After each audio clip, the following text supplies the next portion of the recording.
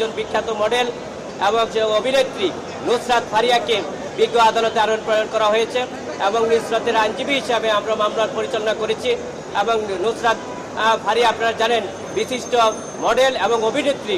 উনি দেশে বিদেশে জনপ্রিয়তার শীর্ষে রয়েছেন।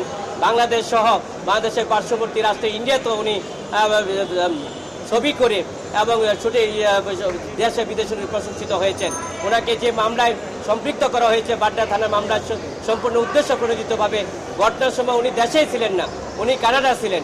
আমরা বিজ্ঞ সাবমিশন রেখেছি, বিজ্ঞ আদালত অত্যন্ত মনোযোগ সহকারে আমাদের সাবমিশন নিয়েছেন। পরবর্তীতে বিজ্ঞ আদালত যেহেতু আমরা ফিরিস্তি দিয়েছি, ওনার ভিসা এবং পাসপোর্ট দিয়েছি, সেগুলো পরীক্ষা নিরীক্ষা করার জন্য আইসাবকে প্রতিবেদন দাখিল করার জন্য নির্দেশ দিয়েছেন এবং প্রতিবেদনের সাপেক্ষে আগামী 22-5-25 তারিখে বিশিষ্ট অভিনেত্রী এবং বিশিষ্ট মডেল নুসরাত ফারিয়াকে জামিন শুনানির জন্য রেখেছেন।